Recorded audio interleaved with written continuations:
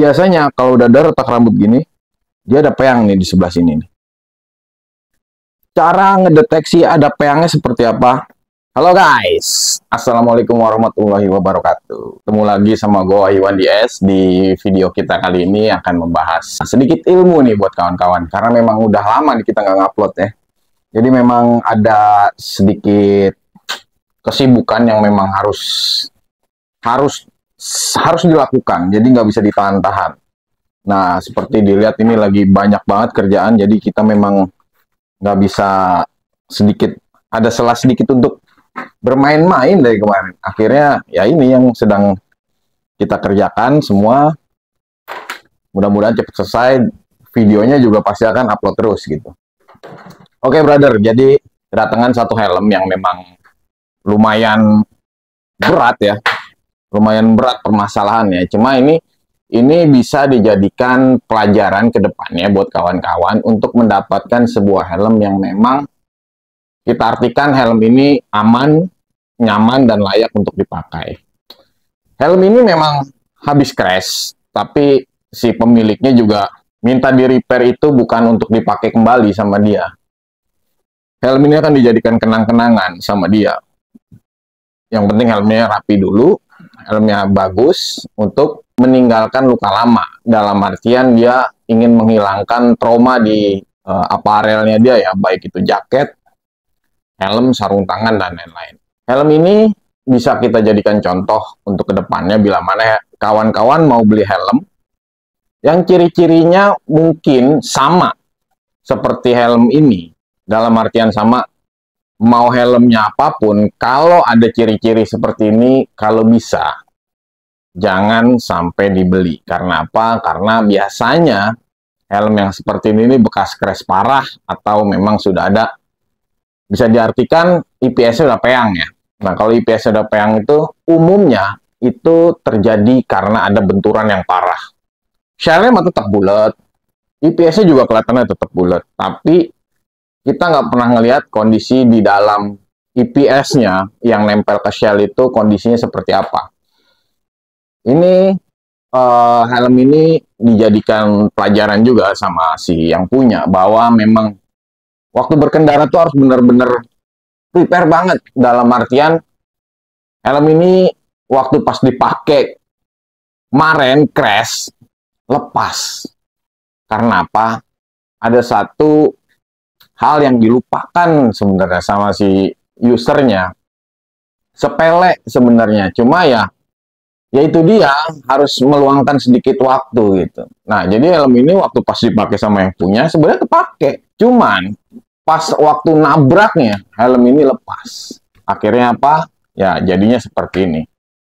Sempat jatuh dulu, keguling-guling ya, baru helmnya lepas. Ini dia helmnya. Ini X15 baru ya, tapi kondisinya udah lumayan. Seperti ini. Nah, ini bisa kita petik pelajaran sedikit bahwa memang jangan lupa untuk mengencangkan tali chin strap ya, double daring ya. Kalau enggak, jadinya seperti kawan gue ini, karena dia lupa untuk kencang, dia cuma sekedar secek dah gitu doang, tapi tanpa ditarik untuk toleransi kekuatannya, ya akhirnya dilepas, dar. Ya intinya ada luka lah ya. Dari helm ini kelihatannya memang cuman ada baret sedikit ya. Ini ada baret nih sedikit nih tuh. Ini baretnya sedikit nih. Ini ada baret sedikit di sini. Ini ada baret sedikit di sini. Terus ini ada baret lagi sedikit di sini tuh ada baret sedikit ya. Nah, ini bisa dikatakan jatuhnya sangat parah kemarin. Karena dari saksi mata pun juga bilangnya, parah bang jatuhnya itu. Ketika dia lampu merah, dia ngegas, terhalang mobil, dia ada di sebelah kanan, terhalang mobil dari sebelah kiri sini, ibu-ibu muter. Dia dari sini udah nggak ngeliat ada mobil. Dar aja. Itu ditem. Peng. Jatuh keguling-guling, helm lepas. Dar. Itu udah saking kerasnya benturan ya, akhirnya si tali chin strap ini yang karena dia nggak kencengin, lepas dari usernya ya. Sepintas memang helm ini dilihatnya masih banyak yang mulusnya ya. masih banyak yang mulusnya. Sempat gua saranin bahwa kenapa sih harus di repair gitu kan? Ini kan bisa dijadikan sebuah monumen lah, bisa dibilang, untuk mengingat bahwa pentingnya sebuah helm ketika lu crash itu seperti apa gitu. Cuma memang si usernya bilang nggak apa-apa bang, dirapiin, nanti akan dipajang. Jangan sampai helm ini terlihat ada bekas crash, nanti bisa trauma buat dia maupun keluarganya. Nggak apa-apa, helm itu dirapiin aja, nanti hanya akan dipajang dan nggak akan difungsikan. Karena apa? Karena memang kalau bisa dilihat, ini sebenarnya sudah ada permasalahan di bagian IPS-nya. Baik, kita buka dulu ya visornya. Nanti gua akan mendekat lagi untuk memberikan penjelasan di sana. Oke, brother. Jadi ini dia.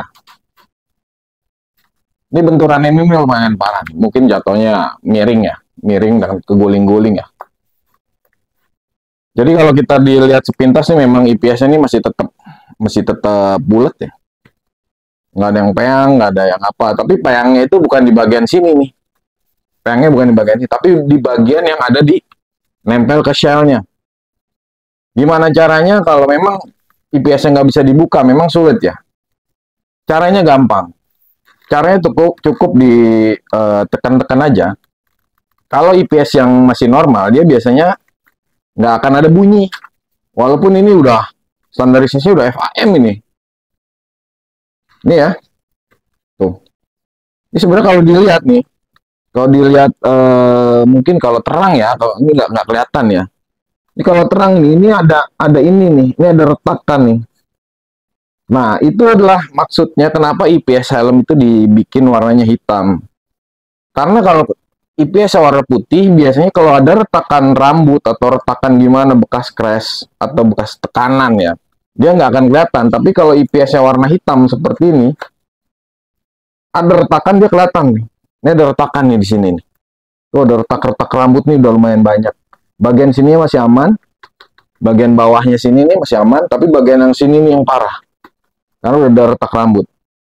Kalau hanya retak rambut aja mungkin ya ada yang helm ditaruh di atas spion, bisa juga ketekan seperti itu. Tapi kalau memang helm bekas crash, biasanya kalau udah ada retak rambut gini, dia ada peyang nih di sebelah sini nih.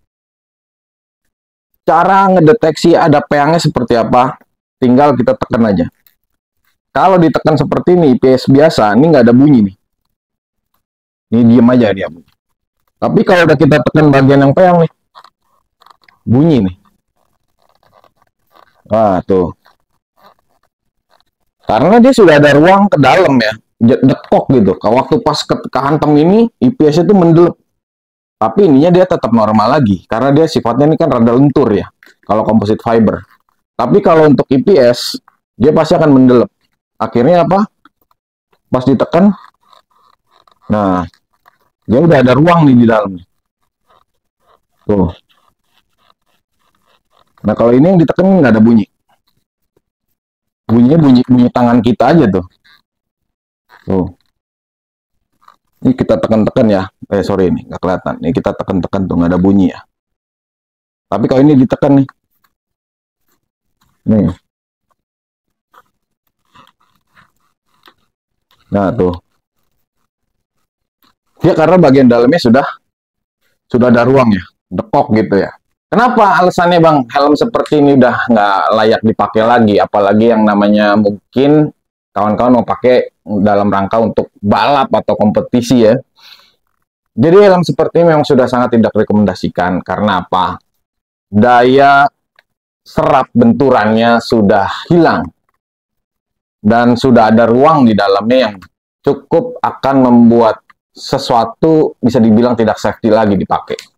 Alasannya apa? Ya, kalau teknisnya kita ngomong panjang dan lebar pasti. Tapi intinya kalau kawan-kawan mau beli helm, terutama helm-helm Jepangan seperti ini ya. Helm Jepangan ini biasanya umumnya IPS ke shell itu pasti dilem. Ada lemnya, entah di sini, entah di sini, entah di sini. Beda merek, beda titik lem. Jangankan beda merek. Satu merek, beda tipe, beda titik lem. Biasanya seperti itu. Kita susah untuk ngebukanya, kita susah untuk ngecek dalamnya.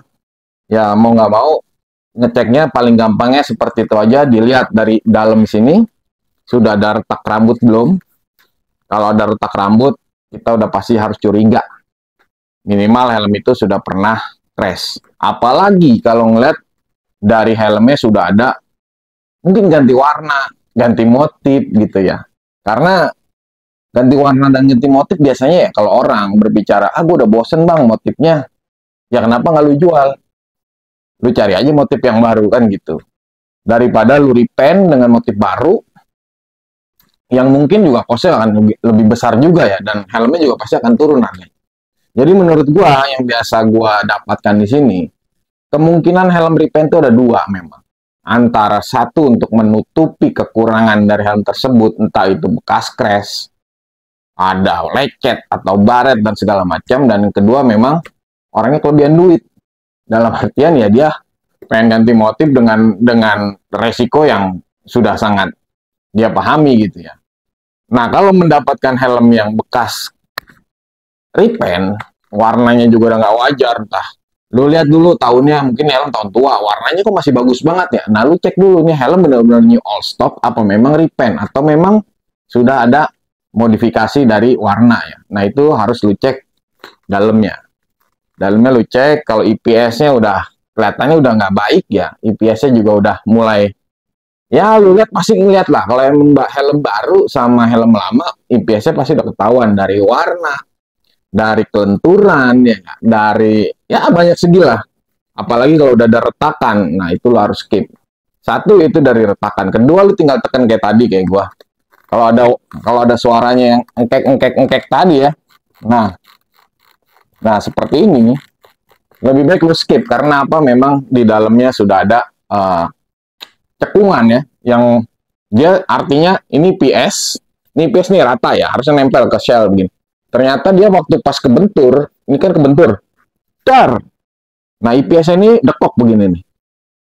Dan jadi dia begini nih IPS nih. Dia nggak rata lagi sama shell. Nah ini nih, yang akhirnya ketika nanti terjadi crash lagi, malah lu jadi ke mental-mental di dalam. Efeknya apa? Ya biasanya sih geger otak.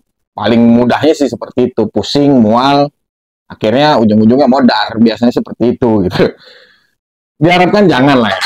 Karena kawan-kawan udah sedikit paham lah dari informasi yang mungkin terlalu singkat juga dari gua. Karena kalau kita jelaskan panjang dan lebar, itu lumayan lama nanti. Lebih baik sedikit, tapi kisi-kisinya inti. Nah, seperti itu. Ya, kalau udah kayak begini, kawan gue juga sudah sangat memahami dengan kondisi yang ada, dia pasti akan modalinnya juga lumayan. Andai pun dijual juga harganya nggak akan masuk.